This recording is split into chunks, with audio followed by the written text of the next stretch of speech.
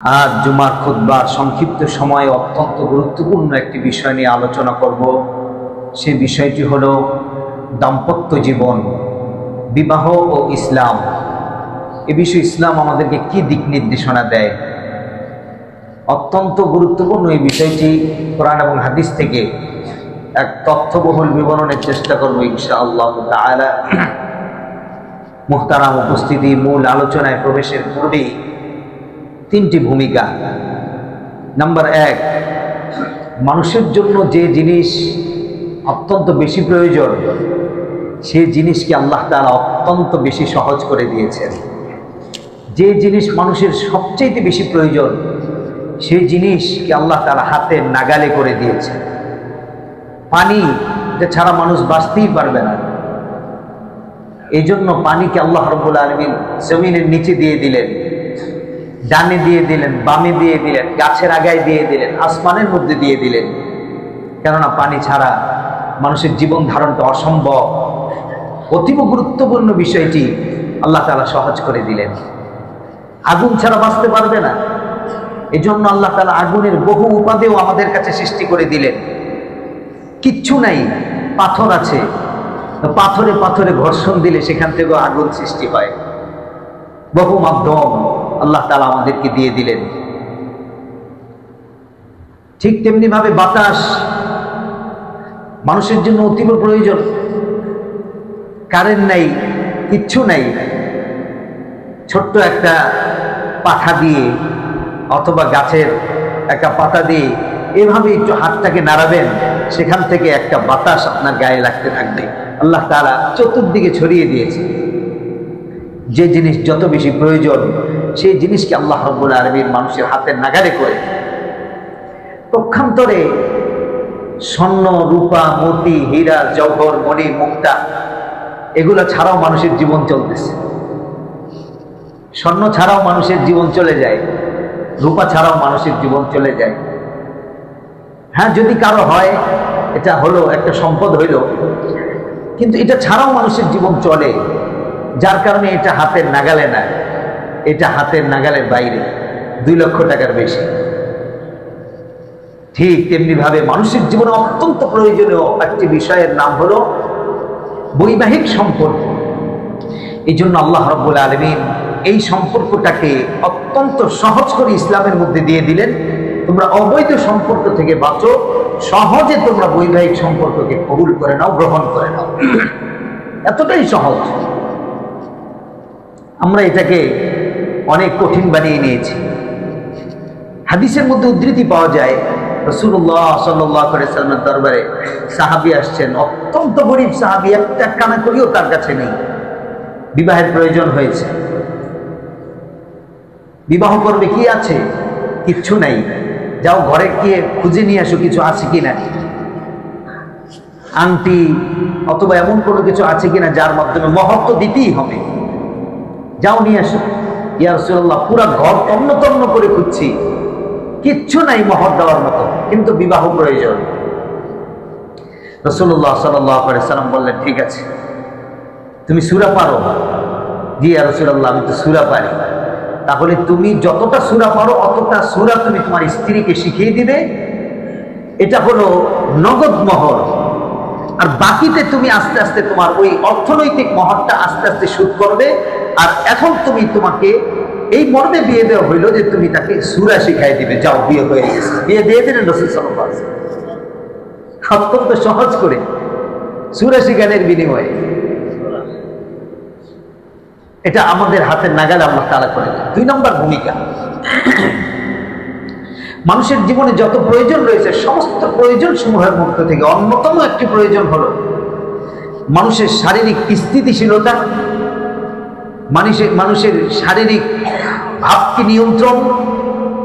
এই সমস্ত স্থিতিশীলতাকে বজায় রাখার জন্য আল্লাহ রাব্বুল আলামিন একটা বৈবাহিক সম্পর্কের সিস্টেম চালু করলেন। এটা না হলে তোমার মধ্যে স্থিতিশীলতা আসবে না, তোমার ইবাদতে পূর্ণাঙ্গতা আসবে না, তোমার জৈবিক চাহিদা পূরণের ক্ষেত্রে নির্দিষ্ট একটা স্থান তুমি পাবে না। তুমি পাগলামি করবে, মাতলামি করবে। এই ভাবকে দূর করার জন্য, দমন করার জন্যই ইসলাম দিলেন সুন্দর সুমহান একটি ব্যবস্থাপনার নাম হলো বৈবাহিক ব্যবস্থাপনা। নাম্বার 3, আল্লাহ তাআলা মানুষের পৃথিবীতে পাঠানোর পরে দুটি চাহিদা দিলেন, একটি খাদ্যের চাহিদা, আরেকটি হলো মানুষের জৈবিক চাহিদা। এই খাদ্যের চাহিদার দুটি পথ, একটি হালাল একটি হারাম। কেউ ইচ্ছা করলে হালাল ইনকামের মাধ্যমে খাদ্যের চাহিদা পূরণ করতে পারে, হারাম সোর্সের মাধ্যমেও সে তার খাদ্যের চাহিদা পূরণ করতে পারে। ঠিক তার জৈবিক চাহিদার দুটি পথ, একটি হালাল পন্থায় এই চাহিদা পূরণ, আরেকটি হলো হারাম পন্থায় গিয়ে চাহিদা পূরণ। আল্লাহ রাব্বুল আলামিন পৃথিবীতে মানুষের দুটি চাহিদা সৃষ্টি করে দিয়ে পৃথিবীর চালিকা শক্তিকে আল্লাহ রাব্বুল আলামিন বহাল রাখলেন যে এখন দেখা যাবে মৃত্যুবরণ করো কে তোমরা আত্মসমর্পণ করে হালাল পন্থায় খাদ্যের চাহিদা পূরণ করে আর হালাল পন্থায় জৈবিক চাহিদা পূরণ করে কে আসো, আর কে হারাম পন্থায় গিয়ে এগুলা তোমরা পূরণ করো। এটা আমি আল্লাহ পরীক্ষার ক্ষেত্র হিসেবে তোমাদেরকে দুনিয়াতে পাঠালাম, এবং আমি আল্লাহ তাআলা আর সে বসে বসে দেখবো যে এই দুটি চাহিদা তোমরা কিভাবে পূরণ করো। কাজে এই দুটি চাহিদা যদি কেউ গুনার পথে গিয়ে পূরণ করে তাহলে তার জন্য যেমন রয়েছে কাবিরা গুনাহ, ঠিক তেমনি ভাবে এই দুই চাহিদা কেউ যদি হালাল পন্থায় পূরণ করে তাহলে রাসূল সাল্লাল্লাহু আলাইহি সাল্লাম বলেন ওয়াফি বুতাই আহাদিকুম সাদাকা, তোমার স্ত্রীর কাছে যে তুমি যাবে এটাও আল্লাহ রাব্বুল আলামিন সাদাকার সওয়াব হিসেবে লিপিবদ্ধ করবেন। সুবহানাল্লাহ, সুবহানাল্লাহ, এটা একটা সাদাকার সওয়াব। মূল আলোচনা হলো প্রত্যেকটা বিয়ের খুতবায় 3টি আয়াত পড়া হয়। প্রত্যেকটি বিয়ের খুতবায় 3টি আয়াত না পড়লে সেই খুতবা পরিপূর্ণ হয় না। এই 3টি আয়াতের মধ্যে কি এমন নিহিত আছে যেগুলো পড়তেই হয়? সুন্নত, বিয়ে বরকত নিয়ে আসে। চলুন আমরা 3টি আয়াত নিয়ে একটু পর্যালোচনা করি। 1 নম্বর সূরাতুন নিসা এর 1 নম্বর আয়াত। সূরা নিসা এর প্রথম আয়াতটাই বিবাহের খুতবায় পড়তে হয়। আল্লাহ রাব্বুল আলামিন সূরা নিসা এর প্রথম আয়াতে বললেন ইয়া আইয়ুহান নাসু তাকু রাব্বাকুম, হে ঈমানদারগণ তোমরা তোমাদের রবকে ভয় করো, তাকওয়া অবলম্বন করো, ভয় করো। ইত্তাকু রাব্বাকুম, ওই রবকে ভয় করো আল্লাযী খালাকাকুম মিন নাফসিন ওয়াহিদা, যে রব তোমাদের সকলকে একজন ব্যক্তি থেকে সৃষ্টি করেছে। সুবহানাল্লাহ। ওয়া খালাকা মিনহা যাওজাহা, এবং তার থেকে তোমাদের স্ত্রীদেরকেও সৃষ্টি করলেন। যে একজন থেকে তোমাদের সকলকে এবং তোমাদের স্ত্রীদেরকেও সৃষ্টি করলেন, ওই রবকে ভয় করো। ওয়াবাসসা মিনহুমা রিজালান কাসীরান ওয়া নিসাআ, এবং তোমাদের মাধ্যমে আল্লাহ তাআলা এবং তাদের দুইজনের মাধ্যমে আল্লাহ তাআলা অনেক পুরুষ এবং মহিলাকে পুরো পৃথিবীর মধ্যে ছড়িয়ে দিলেন। এরপরে আল্লাহ তাআলা বলছেন সূরা নিসা এর 1 নম্বর আয়াতে, যেটা মূল গুরুত্বপূর্ণ, সেটা হলো ওয়াত্তাকুল্লাহ, এই স্বামী এবং স্ত্রী দুইজন আল্লাহকে ভয় করো। আল্লাযী তাসাআলুনা বিহি ওয়াল আরহাম, যে আল্লাহর নাম নিয়ে তোমরা একে অন্যের কাছে অধিকার চাও। স্বামী যে স্ত্রীর কাছে অধিকার চাবে আর স্ত্রী যে স্বামীর কাছে অধিকার চাবে, কার নামে চাবে? ওই শুরুতে আল্লাহর নামটা না নিলে তো অধিকার চাওয়াই হবে না। কাজে আল্লাহ তাআলা বললেন সূরা নিসা এর 1 নম্বর আয়াতে, তোমরা ওই আল্লাহকে ভয় করো যার নামে তোমরা একে অপরের কাছে যাও, যার নামে একে অপর থেকে তোমরা অধিকার চাও, সে আল্লাহকে ভয় করো। তাহলে সূরা নিসা এর 1 নম্বর আয়াতে আল্লাহ তাআলা এটা বুঝাইতে চাইলেন যে সাবধান, স্বামী এবং স্ত্রী তোমরা একে অন্যের অধিকার আদায়ের ব্যাপারে আল্লাহকে ভয় করো, একে অন্যের হক আদায় করার ব্যাপারে আল্লাহকে ভয় করো। কুল্লুকুম রাই, নিশ্চয়ই তোমার স্ত্রীর অধিকার সম্পর্কে কিয়ামতের দিন তোমাকে জিজ্ঞাসা করা হবে। নিশ্চয়ই স্বামীর অধিকার সম্পর্কে স্ত্রীকে জিজ্ঞাসা করা হবে। এটা সূরা নিসা এর 1 নম্বর আয়াত। এর শিক্ষা আল্লাহ তাআলা বললেন ওই আল্লাহকে ভয় করো যার নামে তোমরা একে অন্যের কাছে অধিকার চাও। আসুন দ্বিতীয় আয়াতের দিকে যাই। বিবাহের খুতবায় দ্বিতীয় আয়াত পড়া হয় সূরা আলে ইমরান 102 নম্বর আয়াত। ইয়া আইয়ুহাল্লাযীনা আমানুত্তাকুল্লাহা হাক্কা তুকাতিহি, হে ঈমানদারগণ আল্লাহকে ভয় করার মতো ভয় করো। এখানেও সেই আল্লাহকে ভয়ের কথাই। এরপর আল্লাহ বললেন ওয়ালা তামুতুন্না ইল্লা ওয়া আনতুম মুসলিমুন, সাবধান, পরিপূর্ণ আত্মসমর্পণ না করে মৃত্যুবরণ করো। অর্থাৎ কমপ্লিট ইসলামকে না মেনে মৃত্যুবরণ করবা না, কমপ্লিট মুসলমান না হয়ে মৃত্যুবরণ করবা না।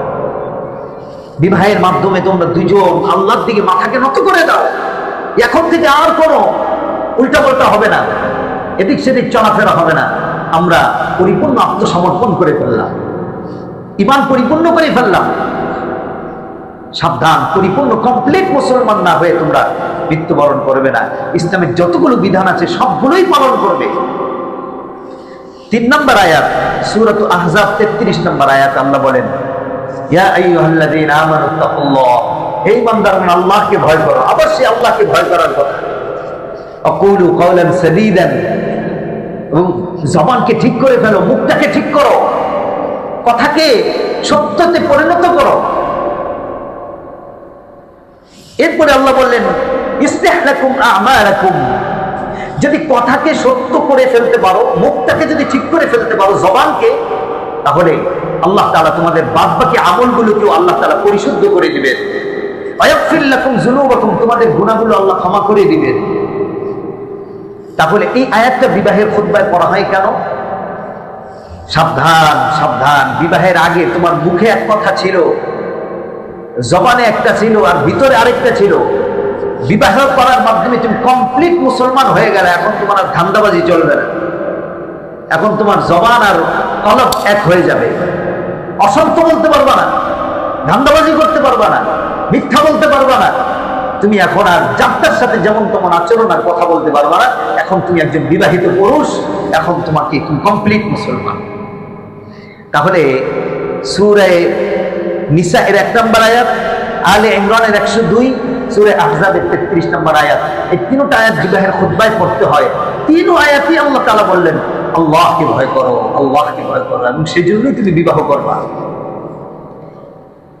এই বিবাহের মাধ্যমেই তাকওয়া অর্জন করবে স্বামী এবং স্ত্রী দুজন।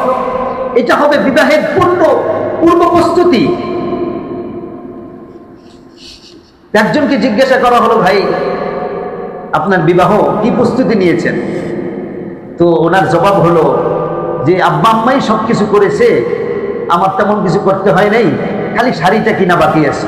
মানে আমাদের নিকটে এটা হলো বিবাহের প্রস্তুতি।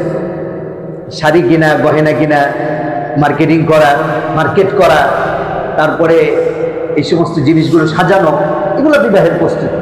ইসলাম বলে না, আগে তোমাকে পরিপূর্ণ আল্লাহর কাছে আত্মসমর্পণ করে কল্পটাকে ঠিক করে নিতে হবে যে আল্লাহ, আমি যে আমার নতুন একটা জীবন শুরু করছি, এটা যেন পরিপূর্ণ আমি তাকওয়ার সাথে শুরু করতে পারি, আপনাকে যেন পদে পদে ভয় করতে পারি।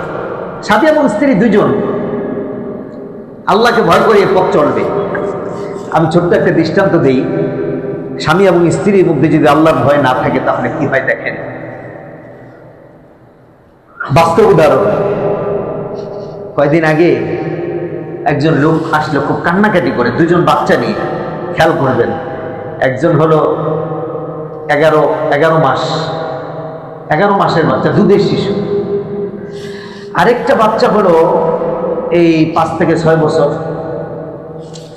লোকটা আসছে কান্নাকাটি করে। আমি তাফসীর করে উপরে গেলাম, হুজুর সিসিটিভিটা একটু চেক করতে হবে।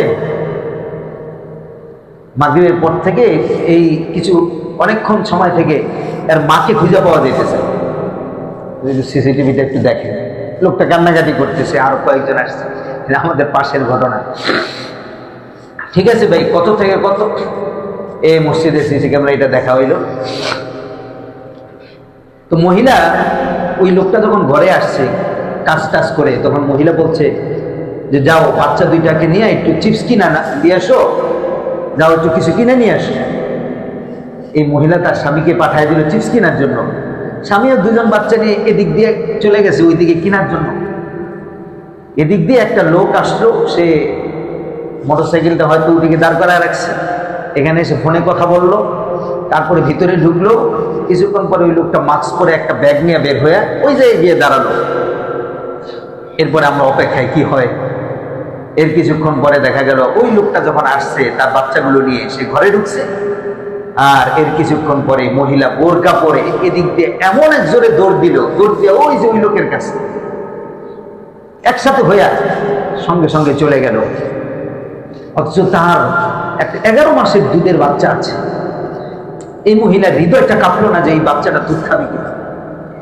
এই মহিলার হৃদয় কম্পন সৃষ্টি হয় নাই, আমার 6 বছরের বাচ্চাটা কাকে মা বলে ডাকে। চলেই গেল সে। শত চেষ্টা করো তাকে আর আনানো যায়নি, মোবাইল বন্ধ। বারবার দেখা হইল, হ্যাঁ মহিলা দৌড় দিতেছে, এই মসজিদের সামনে দিয়ে দৌড় দিছে। আমাদের পাশের ঘটনা। মহতারাম উপস্থিতি বলার উদ্দেশ্য হলো, স্ত্রীর মধ্যে যদি আল্লাহর ভয় না থাকে তাহলে সে যে কোনো সময় তার বাচ্চা রেখে সে অন্য কাজে জড়ায় যেতে পারে। এই যে এখন মহিলাটা গেল, সে অন্য আরেকজনের হাত ধরে গিয়ে যদি বিবাহ করে, 100 বার করলেও তো তার বিবাহ সহি হবে না। আগে স্বামী তো ছাড়েই নেই, তার জীবন যখন কি হবে? আচ্ছা, সে অন্য পুরুষ নিয়ে আরামায়েশ করতেছে, এই 2 বাচ্চার কি হবে? এই হলো বর্তমান সময়ের চিত্র।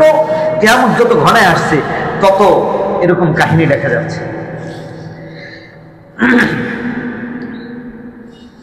ঠিক তেমনি ভাবে আরো আমাদের পার্শ্ববর্তী আরেক ঘটনা, স্বামী স্ত্রীকে রেখে প্রত্যেক দিন চলে যায় অন্য আরেক জায়গায় তার কাম ভাব পুরা করার জন্য, জৈবিক চাহিদা পুরা করার জন্য। আল্লাহর ভয় নাই, এক স্ত্রীতে সে পুরুষ সন্তুষ্ট না।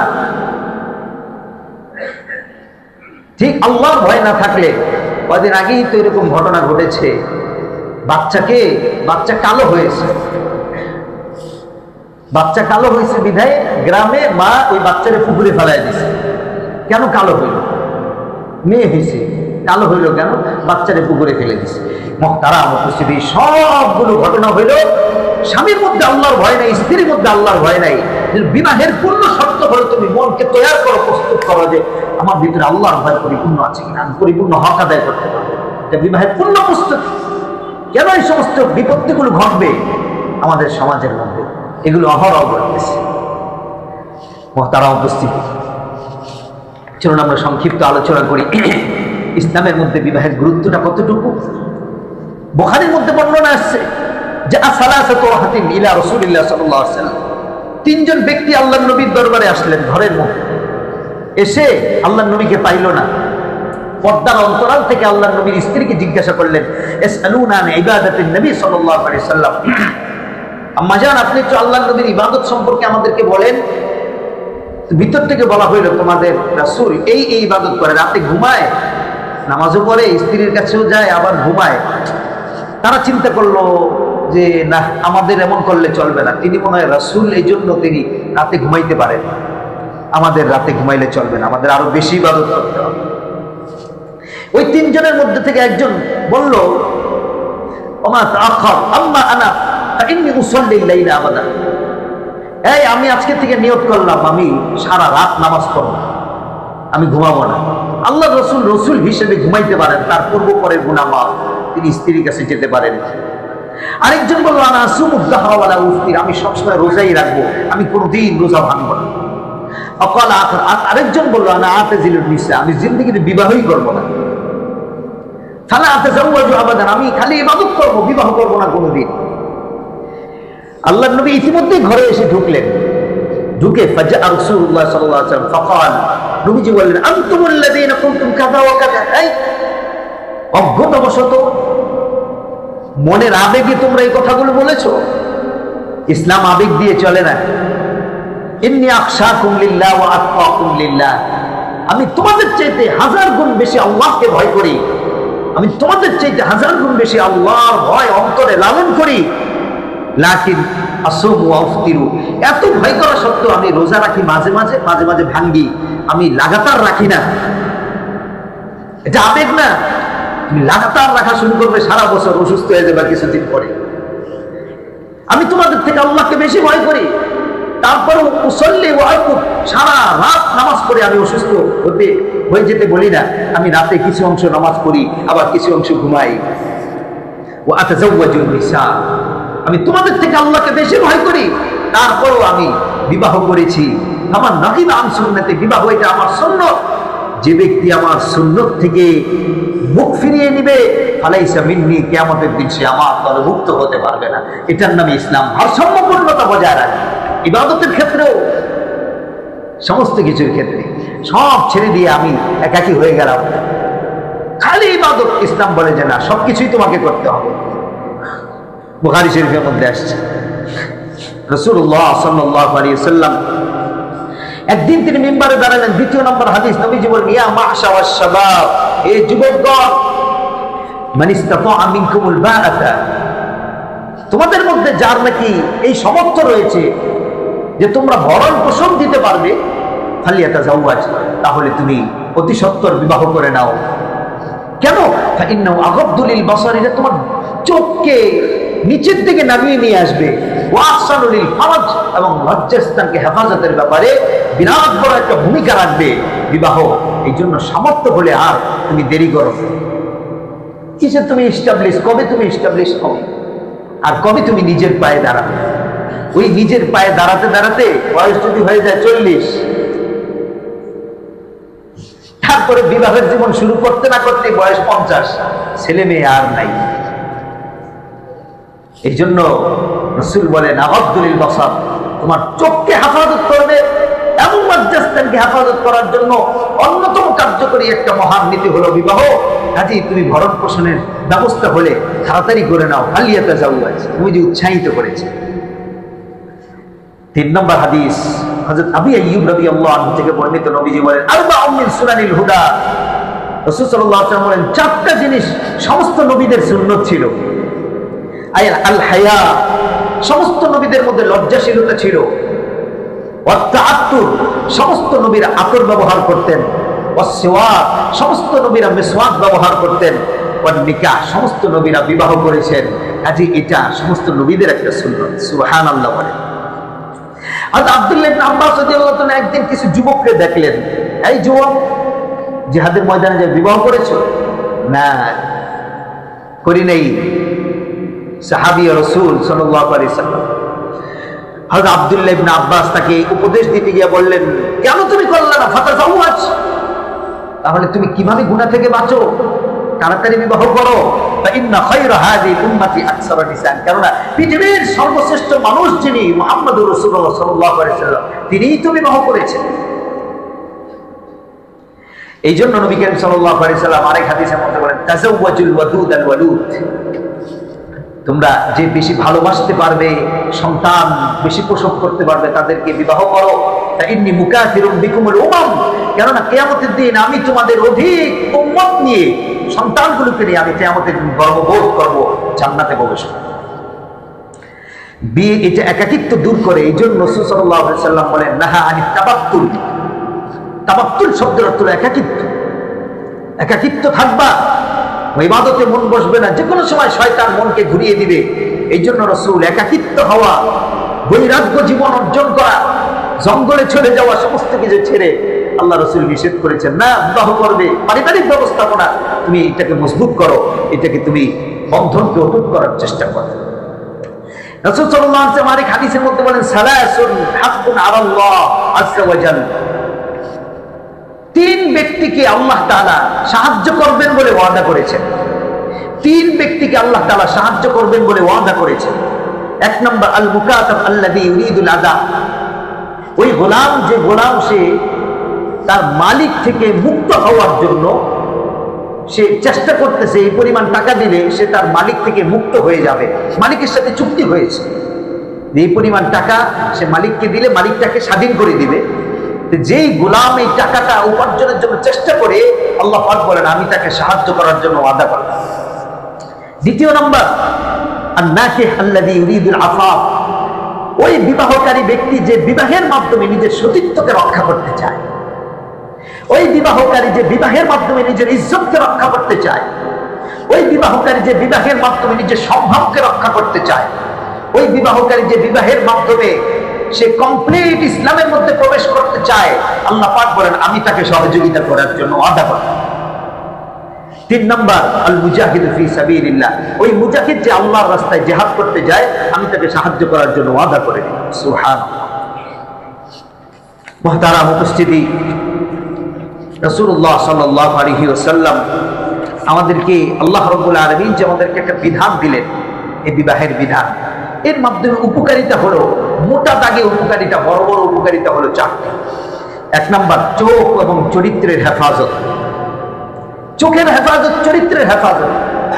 চোখ এটা হলো পাপের একটা সূচনা, পাপের পথ। চোখ দিয়ে শুরু হয় পাপের পথ। এই জন্য রাসূল আল্লাহ রাব্বুল আলামিন সূরা নূরের 30 নম্বর আয়াতে বলেন, কুল্লিল মুমিনিনা ইয়াগুদ্দু মিন আবসারিহিম, মুমিনদেরকে বলে দেন তারা যেন দৃষ্টিকে অবনমিত করে চলে, ওয়া ইয়াহফাযু ফুরুজাহুম, লজ্জাস্থানকে যেন হেফাজত করে।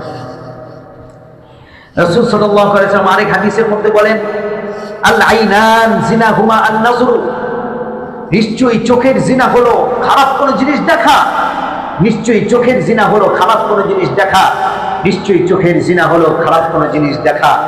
যে জিনার মধ্যে আজকে শত শত যুবক তারা মুক্তালা হয়ে গেছে, শত শত যুবক লিপ্ত, 30 বছর হয়ে গেছে, পিতামাতা তাদেরকে বিবাহ দেয় না, এখনো নিজের পায়ে দাঁড়াইতে পারে। 35 বছর হয়ে গেছে, এখনো নাকি শিশু, 40 বছরে গিয়ে বাবা মা বিবাহ দিবে। এই হলো বাবা মার অবস্থা বর্তমান সময়ে। আল আইনান, অথচ ছেলেটা দিব্যি চোখের জিনা করছে। এই জন্য রাসূল সাল্লাল্লাহু আলাইহি ওয়াসাল্লাম বলেন, বিবাহ হয়েছে হলো চরিত্র গঠনের অন্যতম একটা অঙ্গীকার। আল্লাহ রাসূল বলেন হাদিসের মধ্যে, মাইয়াজমান লি মা বাইনা লাহইহি ওয়া মা বাইনা রিজলাইহি আসমানু লাহুল জান্নাহ, যেটা দুই চোয়ালের মধ্যবর্তী স্থান জিহ্বাকে হেফাজত করলো, লজ্জাস্থানকে হেফাজত করলো, এটাকে হেফাজতের যে দায়িত্ব নিল, বিবাহের মাধ্যমে হোক যেভাবেই হোক, আমি আল্লাহ রাসূল তার জান্নাতে তাকে নিয়ে যাওয়ার জন্য জিম্মাদারি গ্রহণ করলাম। আসমানু লাহুল জান্নাহ। এই জন্য পৃথিবীর মধ্যে অনেক বাবারা আছেন, এখনো অনেক আদর্শ বাবা আছেন, এখনো অনেক সমাজের মধ্যে আল্লাহকে ভয়কারী অনেক বাবারা আছেন, যেই বাবারা এই চিন্তা করে না যে আরে সন্তান বিবাহ করলে অতিরিক্ত একটা মানুষ আসবে, কি খাবে কি করবে, না, ওই বাবা চিন্তা করেছে কিভাবে আমার সন্তানের চরিত্রটা হেফাজত করা যায়। সে অ্যাডাল্ট হয়েছে, বয়স হয়েছে, তো বাবা তাকে বিবাহের ব্যবস্থা করে দিয়েছে।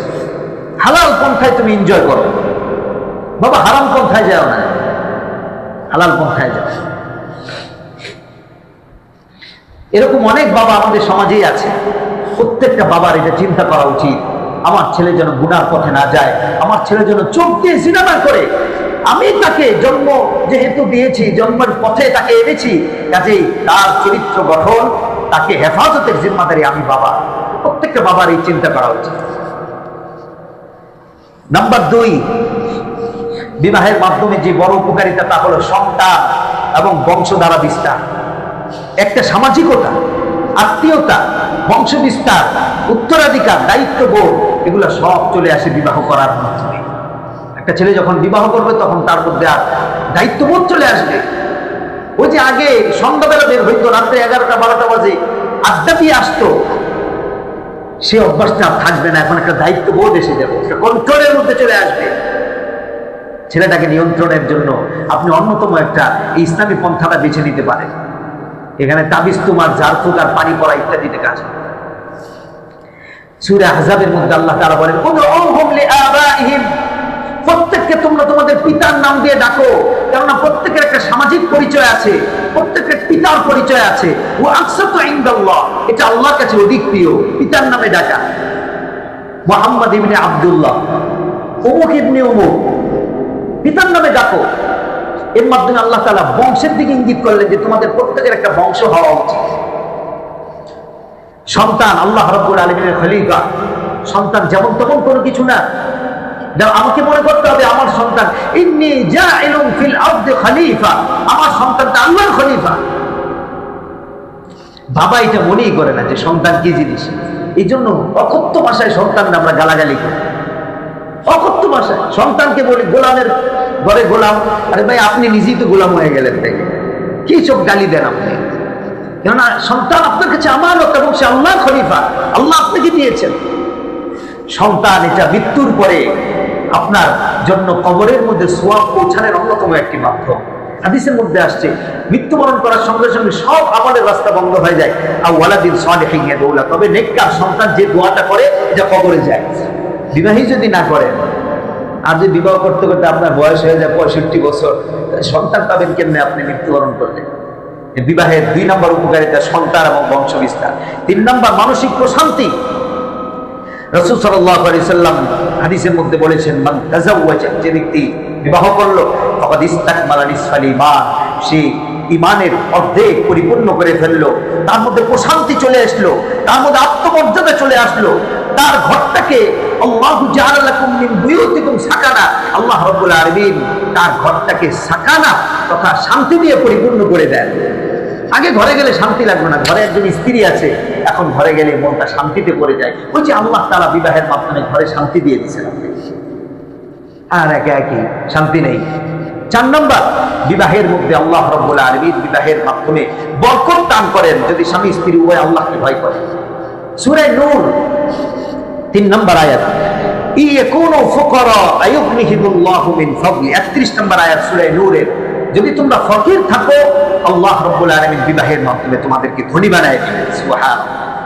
আরেক হাদিসের মধ্যে বলছেন তাজাওয়াজু, বিবাহ করো, ফাইন্নাল্লাহা ইয়ারযুকুকুম বিহা, এই বিবাহের মাধ্যমে আল্লাহ তাআলা তোমাকে চতুর্দিক থেকে রিজিকের ব্যবস্থা করে দিবেন। সুবহানাল্লাহ। হুন্না লিবাসুল লাকুম ওয়া আনতুম লিবাসুল লাহুন্না, স্ত্রী তোমার পোশাক, তুমি তার পোশাক। অর্থাৎ পোশাক যেমন আমার দেহকে আবৃত করে রাখে, স্ত্রী তোমার ভিতরের সমস্ত দোষগুলোকে এটা সে কাপড়ের মতো ঢেকে রাখবে, তার দোষগুলোকে তুমি কাপড়ের মতো ঢেকে রাখবে, একজন অপরজনের আবরণ হয়ে যাবে। আল্লাহ তাআলা বলেন পোশাকের ন্যায় আন-নিকাহু মিন সুন্নতি, এই জন্য বিবাহের মাধ্যমে বরকত আনে। আর আমরা এখন বরকতের পথ বেছে নিয়েছি কি? স্ত্রী দিয়ে ব্যবসা শুরু করেছি। আস্তাগফিরুল্লাহ, আস্তাগফিরুল্লাহ।